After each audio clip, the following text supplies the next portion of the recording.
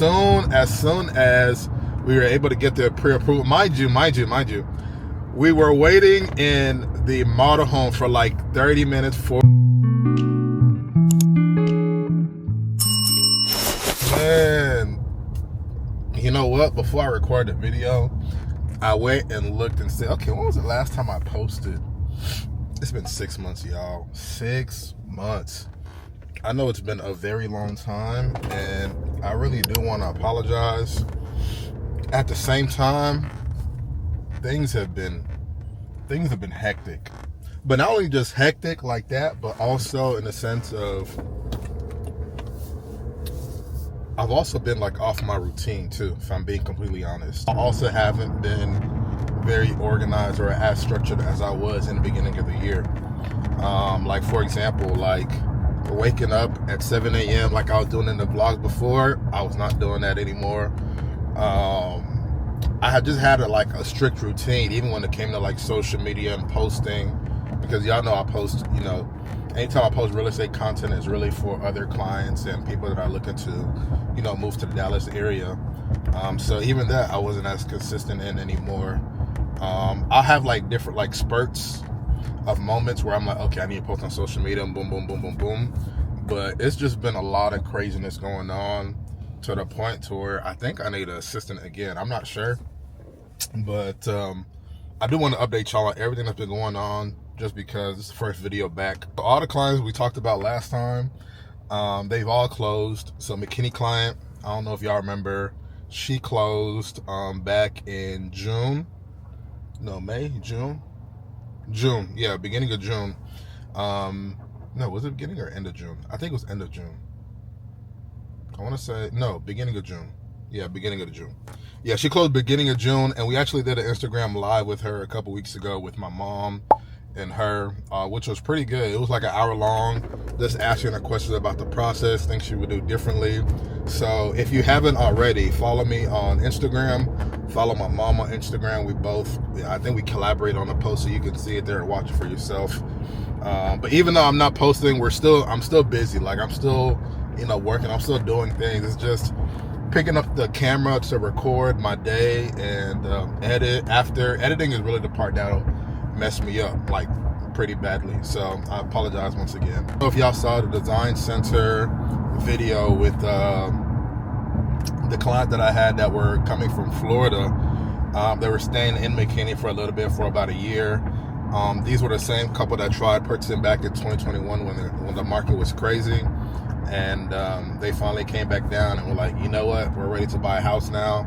We were able to close them. They were excited, they were happy. Got a lovely home in Celina, Texas. I'll probably put a picture somewhere here probably, so y'all can see that as well too. But it was a great experience. He also introduced me to one of his friends that was relocating from Houston. So I was able to close him. Big house, over 800,000, which is crazy.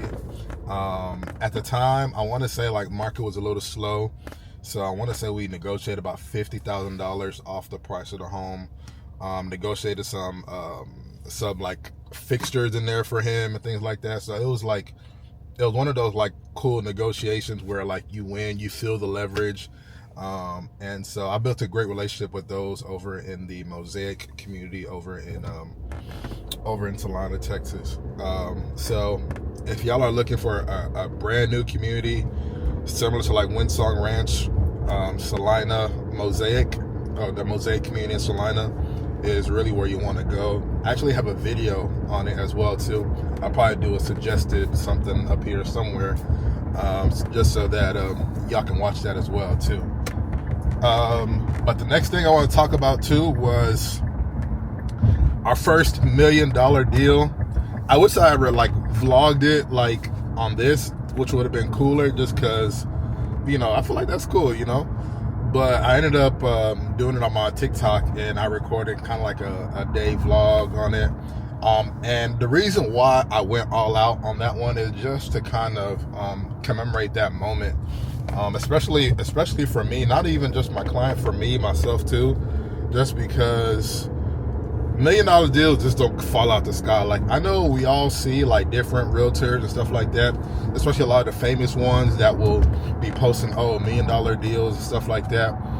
Those things do not come as often, especially like here in Texas.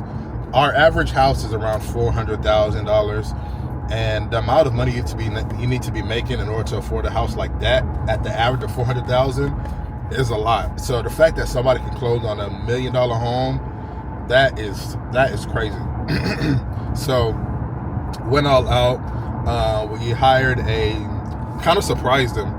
So what was supposed to happen on a surprise was, in the beginning, number one, I had bought him a Ace of Spades bottle, expensive bottle, and I was supposed to have bottle girls come to the closing day.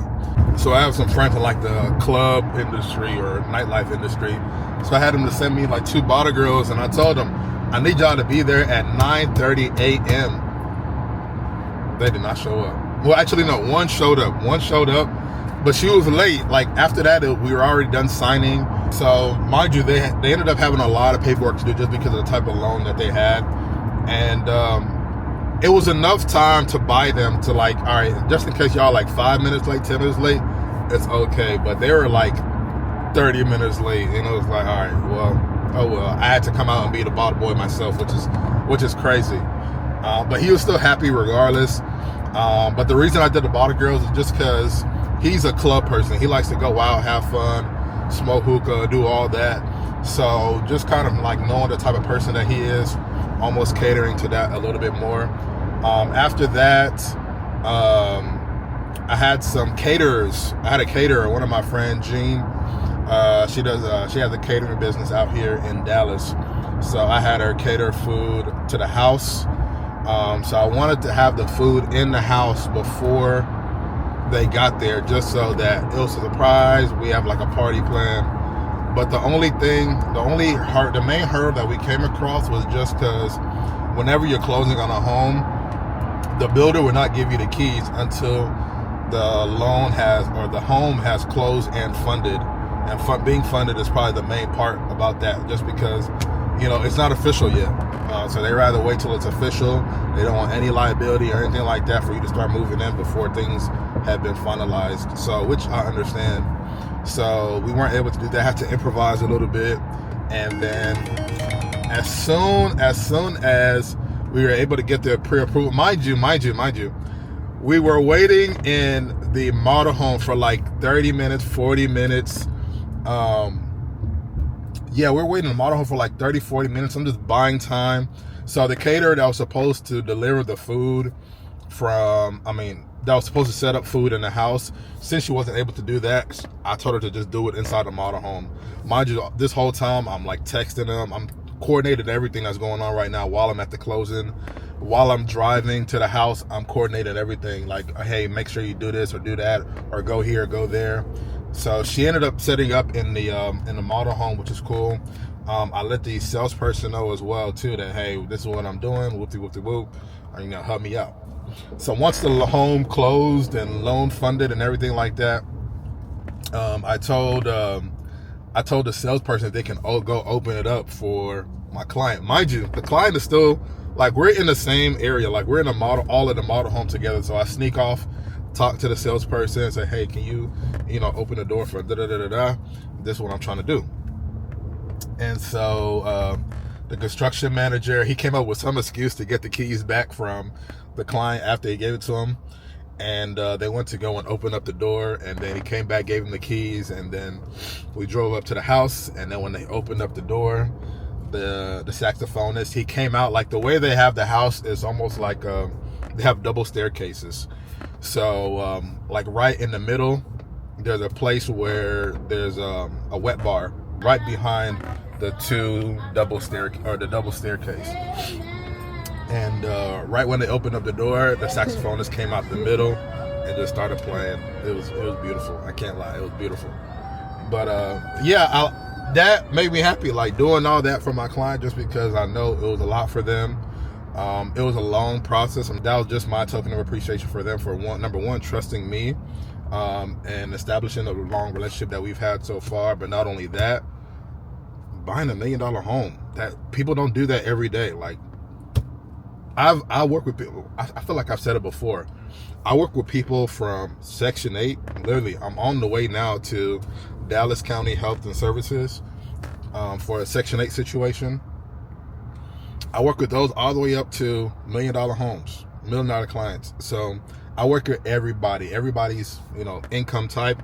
So I know like what most people are facing, what typical questions people are asking, all these different things that people really want or really need or really have. Like a lot of people show a lot of money on Instagram, but they don't really have. I see all of that, especially working in real estate. So buying $1 million home, it doesn't happen often. So congrats to those clients. Then I had another client who relocated from Indianapolis. They've actually been here, so they didn't relocate, straight from Indianapolis. But they were referred over from a referral agent, Dammy, over out of Houston. But yeah, they were referred from a different agent. Oh my God, I missed my turn. I'm tripping. I need to pay attention. Over in Little Elm. Amazing clothing as well too. Got gifts for the kids as well too. Because they were actually part of the process. Like funny enough, like they were part of the process. Like when they were looking at homes, I'd ask them, like, what did they think about the home? And anytime I like tour homes with my clients, it's always like, what do y'all think about the home? What do you rate it out of 10? Like Keith Lee style. And they'll let me know, this is a 7 out of 10, 6 out of 10, and I'll ask them why. So the fact that I involved them, the fact that I involved the parents, and it was like an amazing sight to see. I'm not gonna lie. We finally went under contract on the home, and we were all at the house. The builder had gave us some champagne to drink and stuff like that. And you could just see the smile on the kids' faces, the excitement, like they were like just bouncing everywhere, like just so excited. And I can see the parents, the smile, how parents are putting a smile on my kid's face puts a smile on my face. I saw that in action. I saw the kids, they were jumping for joy. I looked over at the parents, and the parents were looking at the kids, and they were just smiling, just man, that's just a great feeling to be a part of. So yeah, that was a cool experience. But yeah, I like doing things for my clients. I like celebrating them. I feel like I've said this story before too, but I remember when I closed on my home here in Dallas, and I've been working with this realtor for months, man. And it was closing day, and I remember he did not show up, and I remember how it made me feel. And I was like, you know what? I'm never gonna let somebody else feel the same way again. Even just the presence of having somebody there means everything. Now the gift is just the cherry on top, if you want to call it that. But just having somebody there that that you've been working with, that you have a relationship with, you're signing on a lot of documents. So just having somebody there that's just making sure everything goes through, everything's okay. You don't have to be there. An agent doesn't have to be at your closing. But it's just, I don't know. It's another level of care and consideration for the client that you're working with. That's just my own personal opinion. Some agents, they'd rather not do that. So everybody's a little different. Right now we're going to be heading over into FedEx.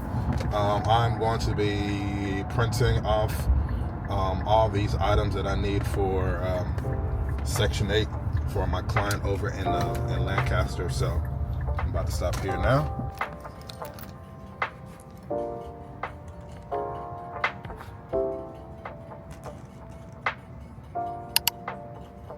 But as far as busyness, it's been, I don't know, I was actually just telling my mom this the other day too. At least as an agent, it feels like I've been doing a lot of free work recently.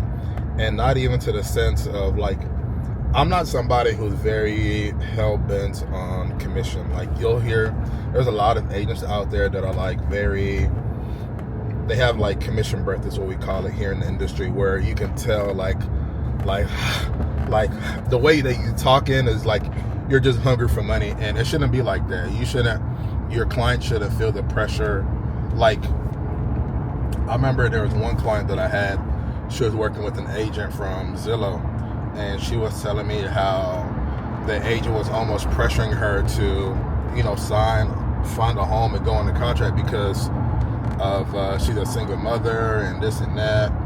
And I feel like as a buyer, as any client, you shouldn't have that feeling at all. There's already enough things going on. There's already enough things going on to the point to where it's already a big decision for me to be making, right? Somebody is about to put down $10,000, $20,000, $30,000, and they're about to make a commitment for the next 30 years. 30 years. In some situations, these people are buying a house for the first time.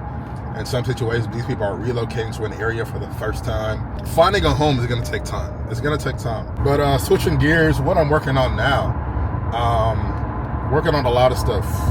We got another big deal inked up. Actually, just got inked up like a week ago. So I'm pretty happy about that. Bigger than the $1 million deal that we had this year. That one's going to be set to complete August to October of next year. Very excited for that one. I don't want to reveal the amount, but I will say it's between 1.5 and 2.5 million. So biggest house I've ever done. But it wasn't even just about the house. And once again, I'm going to tell y'all this again. It really doesn't. It's really not about the commission. It's about the relationship that I built with like these clients. So like this guy, I don't want to say too much, but he's an entrepreneur. Beautiful family. You can tell he has money, but then like the conversations that we've had, anytime he's in town, have been very like genuine conversations. Like we talked about relationships, we talked about businesses, we talked about, how he allocates his time now, at the level that he's at, him growing his company. You're like learning all these different things from people. Because the commission is one thing. I'm going to talk on this just because I know there's people out there that maybe think like this. But the commission that you're going to make off of one deal is never worth it. The relationship is always going to be way more important than the commission, because the more that you do good for other people, more people are going to do for you. If you go in with the intention of, oh, can you buy this? It's so surprising how people do their business. Some people, I won't say everybody, some people will put you in a position to buy a bigger house because it means a bigger commission, knowing that it's to your financial detriment, and then they'll hide their hand and say, oh, well, that's your responsibility. No, that's your responsibility as the agent. You're supposed to guide them and say, hey, well, if this is the amount, this is the budget that you told me when we first had a consultation, right? Let's stay under that budget. And like, I remember I even had a friend, I don't want to put his business out there too, but I had one client too, him and his wife, they were newly married, and initially his budget was like $3,000 a month. And then we were looking at some of the options that gave him $3,000 a month. He was like, man, this is not what I want. Well, I talked with the wife. I think we need to bump it up to $4,000 a month. I'm like, man, are you sure? $4,000 a month is quite different from $3,000 a month.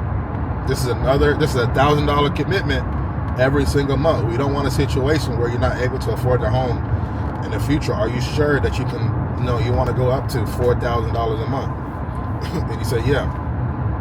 And so I still tried to find him a deal that would still put him under the mark.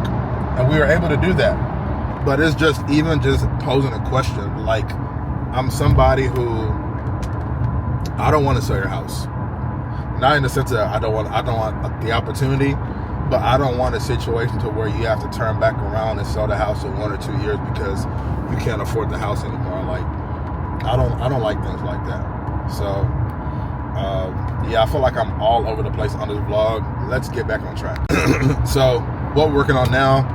Right now, I'm having a lot of lease listings. I don't know where it's coming from. I do. So a lot of people are still buying homes and they're renting out their previous homes. So I've seen in the market now that the market is starting to slow down quite a bit, especially with the election around the corner. Make sure y'all go vote. But with the election around the corner, People have been like slowing down on like their home search. People want to wait till after the election to see who gets voted in order to, make a decision. People are still going to buy regardless of who wins, but people just want to see. I don't know why people do it, but I guess it's just a psychology thing. Yeah, so the market has been slowing down both on the residential sales side and residential rental side as well too. So a lot of homes have been sitting on the market for a lot longer than usual. And even on the sales side, I have a listing now that's been sitting on the market for a while, and I priced it pretty competitively too. So I think it's just the market and where we're at right now.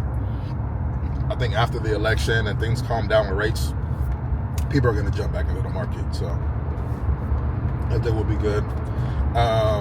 So with that being said, I've been getting a lot of lease listings. I have three right now, three lease listings.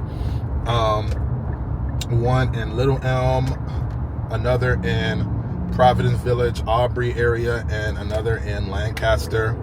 The one that's been outstanding the longest has been my one in Little Elm. And I learned a lesson from that. I'll probably do that in another video. But that one's still outstanding. But the other two that I have, those we've already found a tenant for those.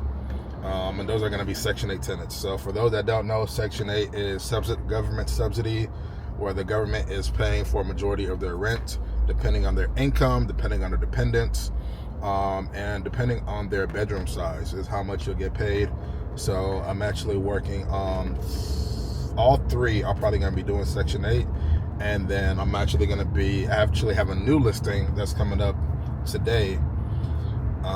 They want me to list their home in the same neighborhood as my Aubrey one. So good news on that one. Got more lease listings, getting more. I don't really like doing leases only because I know I've been talking about commission quite a bit, but only because the juice is not worth the squeeze when it comes to leases, because you do just the same amount of work for less money. But the way I see leases is really just more branding, putting myself out there. The way I got this new listing was, putting myself out there and being able to successfully lease the neighbor's house. So they called me and said, hey, we noticed that you rented out this other house. We don't see the sign anymore. Can you rent our house as well too? So I was like, yeah, sure thing. So we're going to be doing that today too. After we're done here at Health County Services, Dallas Health County Services. So we're going to do that. I almost forgot. I was about to end the video too. So yeah, my 30th passed. My birthday was October 11. So crazy, right? Crazy, right? So what I actually planned on doing was going to Dubai for my birthday. I planned on going to Dubai for my birthday. It was supposed to be me and the guys, same old. But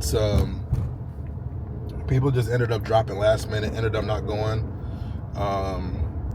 But yeah, people just ended up not going last minute and, ended up pulling out of that. And so what I was going to do, I was really just going to do a solo vacation, like in Cabo or something like that, and be calm. I was really going to spend like my actual birthday with my parents, only because it's like, like as you get older, like you start to appreciate like other things. Like it's not always about going out and going to the club and having a good time. A lot of times it's like spending time with the people that you love and you want to be around. So, at the end of the day, everybody's only here for so long. So, you have to spend time with those that, you appreciate, those who have influenced you, those that you love. Spend time with those people because, you never know how long you have with them. Like, I remember I've seen some graph or some little metric on like how many times you really see the people that you love. I think it was specifically parents. How often you specifically see your parents, before, they're not here anymore. And it was like a crazy, like low number to the point where it was like, oh my God, like I'm gonna only see my parents like, imagine like 20 more times, like something like that. And it was just like, damn, like that's crazy. So anytime like I have the opportunity, I'll try and go back home just to see my parents and make sure that they're good, they're okay. And yeah, just spend time with them. I know my mom appreciates it. I know my dad does too. So yeah, but so that's how I wanted to spend my birthday, right? So this is like the timeline of events of like what happened for my birthday, right? So about 2 weeks before, and I think this was by complete accident. I honestly was, because I got confirmation later on. But tell me why I'm helping an agent in the office. This guy, I don't want to put his name out there, but I'm helping this agent in the office on like one of his contracts that he's working on right now. And we're talking for like maybe 30 minutes. I'm kind of like letting him know what to do with his process. Like all the agents, though, well, let me not say all, but most of the agents have started like coming to me now for a lot of questions that they have. And so I was helping him out. And then at the end, he was like, "Oh, when is your event? Isn't your event coming up? Is it this week or next week?" And I was like, "What event? I don't have an event." He was like, "Oh, okay. Oh, well, never mind." And I was like, what the hell? I was like, in my head, I was like, "I don't have an event." And then I was like, okay. Now I thought about it. And then that was maybe the week before my birthday, like maybe roughly a week before my birthday. So that Monday, my birthday was on a Friday. That Monday, my friends had hit me up and they were like, "Hey, Ojo, what are you doing for your birthday?" And I was like, "Man, I don't even know. Like I was supposed to do Dubai, but that kind of fell through just because people kept canceling and couldn't be on the trip or anything like that." I was like, honestly, I'll probably just spend like my birthday with my parents, probably go out for a dinner, and then like maybe the next week I'll probably go on vacation or something like that, just to kind of, get out the country, all right? And then it was like, "Oh shit, well, since you're in town, let's go out for, your birthday. Let's go do something." I was like, "Shit, we can go do like golf or something like that, something calm, something light. I don't really like doing like clubs like that anymore, not like that." And yeah, I was like, I don't really like doing clubs and stuff like that, but we can go out and do some golf. It's like, all right, bet. We're going to do like, Friday afternoon, probably just schedule some time to go golfing with the guys. And then after, I'll probably go do dinner with my parents. That was like my plan in my head, right? So I come down probably Wednesday evening, because I've been taking classes. I'm going to touch on that soon. I've been taking classes, and I leave after class at like 4:30, and I start heading towards Houston. So I get to Houston, and then for my birthday, so fast forward to like the day of my birthday, in the morning, my mom's extra. I've said it before, my mom is very extra.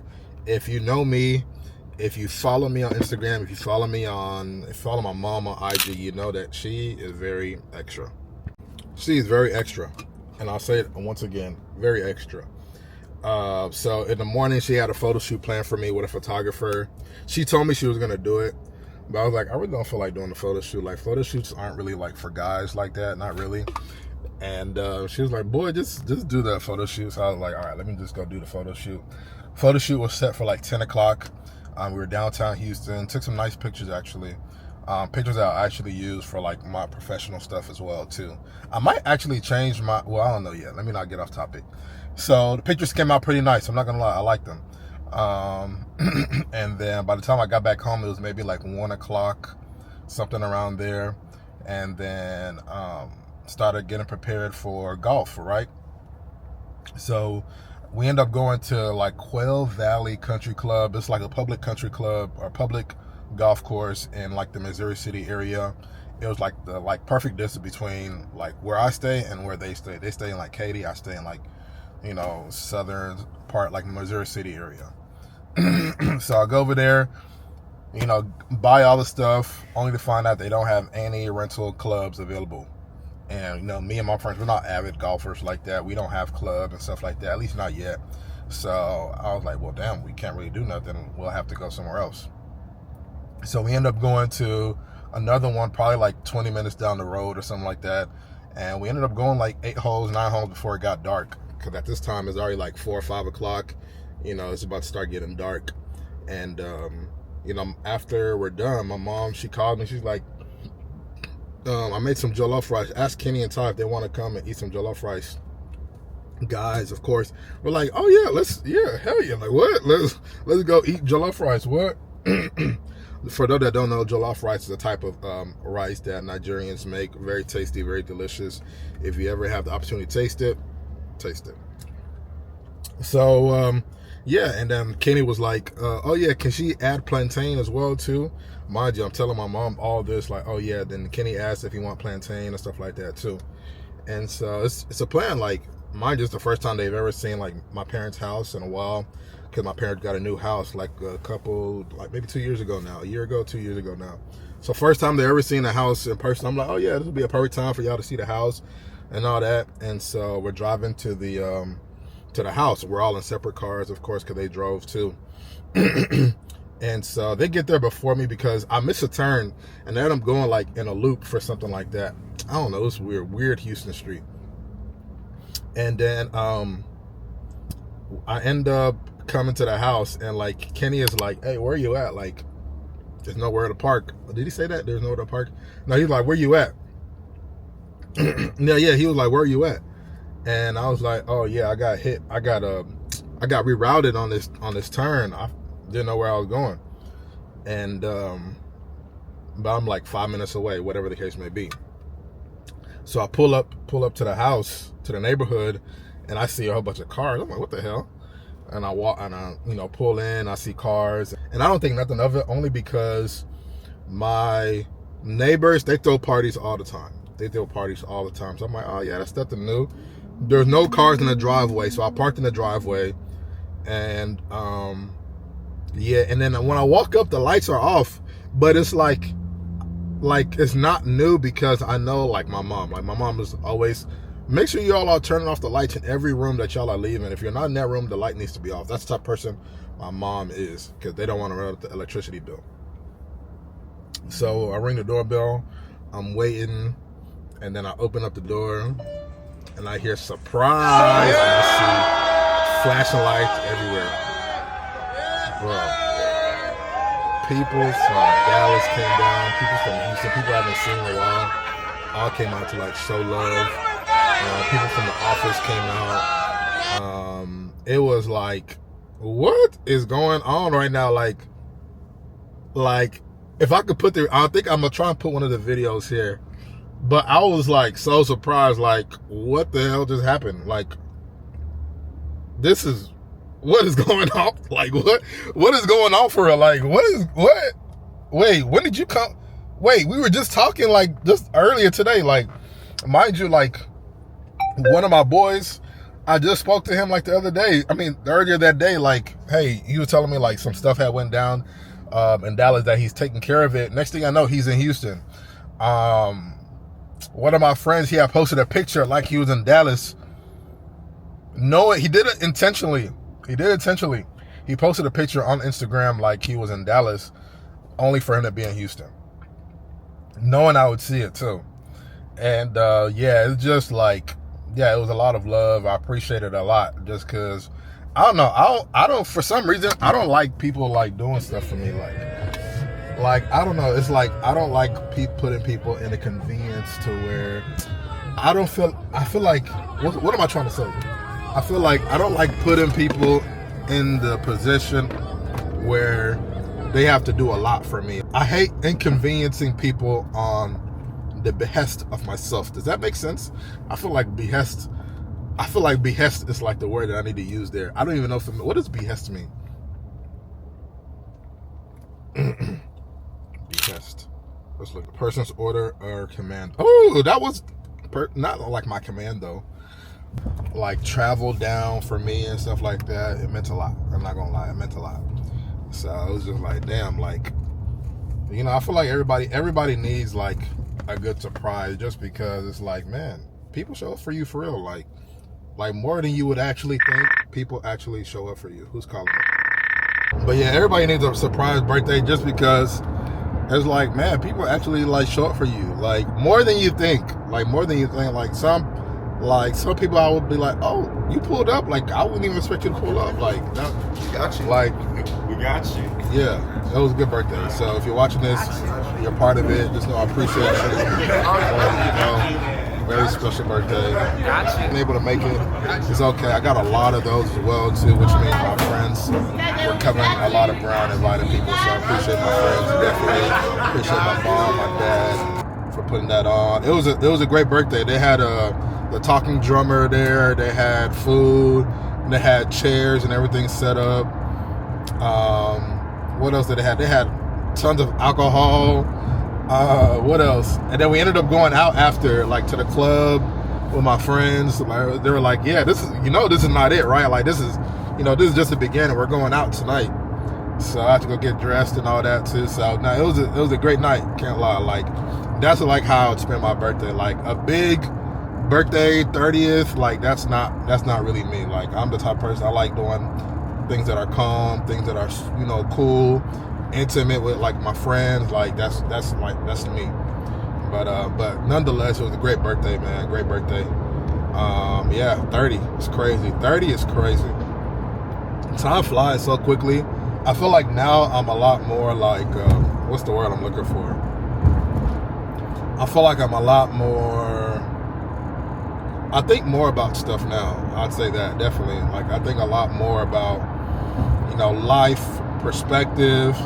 I find myself being a lot more, like, empathetic these days, like, putting myself in other people's shoes. Like, I don't know, maybe it comes with age or something. I don't know what it is, but I don't know. Like, my whole mind frame about life is, like, changing a little bit. So I guess it's all about, like, maturing and things like that. And, man, yeah, all of my happy birthday messages all got looped in with when's the wedding. So getting those pressures again too, like 30 years old, where's wife? Like, where's the wedding?